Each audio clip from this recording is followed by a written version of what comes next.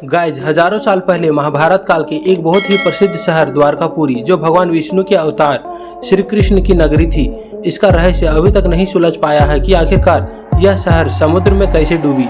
लेकिन गाइज द्वारकापुरी से जुड़ी बहुत सी बातें ऐसी है जिसका पता लगाया जा चुका है, और आज की टॉपिक में हम उन्हीं बातों को आपसे शेयर करने वाले हैं। गाइज गुजरात के काठियावाड़ क्षेत्र में अरब सागर के द्वीप पर स्थित है श्री कृष्ण की नगरी द्वारकापुरी। हालांकि इसका ज्यादातर हिस्सा समुद्र में करीब 80 फीट नीचे डूब चुका है। द्वारकापुरी का अपना एक धार्मिक, पौराणिक और ऐतिहासिक महत्व है। द्वारकापुरी की खोज के बाद ऐसा पहली बार हो रहा है जब आप समुद्र के नीचे जाकर श्री कृष्ण की नगरी को देख सकते हैं।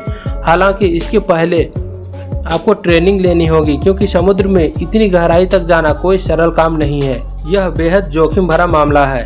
गाइस द्वारकापुरी से जुड़ी कई कथाएं प्रचलित है कि आखिरकार श्री कृष्ण की नगरी कैसे समुद्र में डूब गई। गाइस द्वारकापुरी के 3 भाग समुद्र में डूबे हुए हैं। द्वारकापुरी के कई द्वार हैं, इसका सिर्फ एक भाग ही, जिसे बेट द्वारका कहा जाता है, समुद्र में बने टापू पर मौजूद है। और इस द्वार से जुड़ी एक कहानी भी प्रचलित है। कहा जाता है कि मीराबाई यहाँ श्री कृष्ण से मिलने पहुंची थी। उस वक्त श्री कृष्ण ध्यान मग्न थे। इस पर मीराबाई उनकी मूर्ति में समा गई थी। इसी जगह पर गोमती, कोसावती और चंद्रभागा नदी का संगम है। गाइस यहाँ एक बड़ा रहस्य है जिससे आज तक कोई नहीं समझ पाया। यहाँ पांडवों के 5 कुएं हैं। चारों ओर समुद्र का पानी खारा है, लेकिन कुएं का पानी मीठा है। गाइस बेशक द्वारकापुरी अब पूरी तरह खंडित हो चुकी है, लेकिन इसके अवशेषों को देखने का उत्साह हमेशा लोगों के मन में रहता है। द्वारकापुरी समुद्र में 60 से 80 फीट नीचे है। यहाँ स्कूबा डाइविंग के जरिए पहुंचा जा सकता है।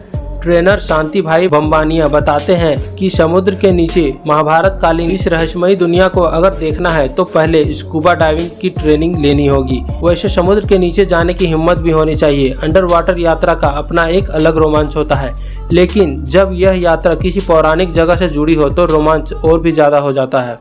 गाइस द्वारकापुरी के अवशेष अब भी समुद्र के नीचे मौजूद है। इसमें विशाल प्रतिमाओं के अवशेष, जंगली जानवरों की आकृतियां, बड़े बड़े द्वार और स्तंभ शामिल है। द्वारकापुरी भारत के 7 प्राचीन शहरों में शुमार है, जिसमें मथुरा, काशी, हरिद्वार, अवंतिका, कांचीपुरम और अयोध्या के नाम भी शामिल है। स्कूबा डाइविंग के लिए national institute of oceanography Goa से परमिशन लेने की प्रक्रिया शुरू कर दी गई है।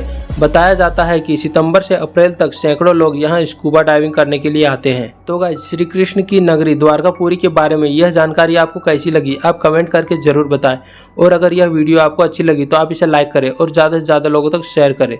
धन्यवाद।